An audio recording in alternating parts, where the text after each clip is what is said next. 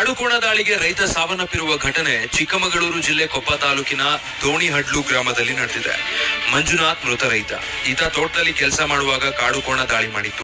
ಚಿಕ್ಕಮಗಳೂರು ಜಿಲ್ಲೆಯ ಕೊಪ್ಪ ತಾಲೂಕಿನ ದೋಣಿಹಡ್ಲು ಗ್ರಾಮದ ನಿವಾಸಿ ರೈತರಾದ ಮಂಜುನಾಥ್ ರವರು ಇತ್ತೀಚೆಗೆ ಕಾಡುಕೋಣದ ದಾಳಿಗೆ ಬಲಿಯಾಗಿ ಅಕಾಲಿಕವಾಗಿ ಮೃತಪಟ್ಟಿರುತ್ತಾರೆ.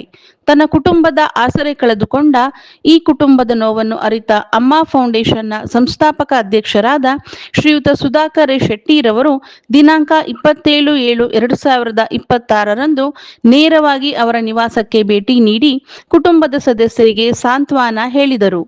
ಇದೇ ಸಂದರ್ಭದಲ್ಲಿ ಕುಟುಂಬಕ್ಕೆ ಆರ್ಥಿಕ ನೆರವು ನೀಡಿ ಸಂಕಷ್ಟದ ಸಮಯದಲ್ಲಿ ಕೈ ಹಿಡಿಯುವ ಮೂಲಕ ಮಾನವೀಯತೆಯ ನಿಜವಾದ ಮೌಲ್ಯವನ್ನು ಮತ್ತೊಮ್ಮೆ ಸಾಬೀತುಪಡಿಸಿದರು.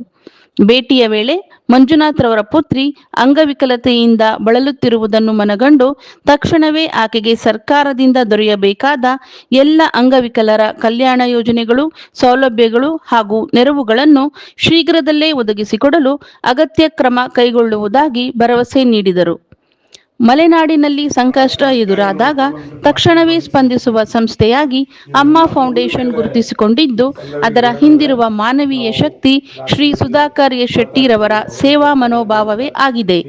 ಸಮಾಜ ಸೇವೆಯನ್ನು ಕೇವಲ ಕರ್ತವ್ಯವಾಗಿ ಅಲ್ಲದೆ ಬದುಕಿನ ಧ್ಯೇಯವಾಗಿರಿಸಿಕೊಂಡಿರುವ ಸುಧಾಕರ್ ಶೆಟ್ಟಿರವರ ಸೇವೆ ಇನ್ನಷ್ಟು ಜನರಿಗೆ ಪ್ರೇರಣೆಯಾಗಲಿ ಎಂಬುದು ಪ್ರತಿಯೊಬ್ಬರ ಆಶಯವಾಗಿದೆ.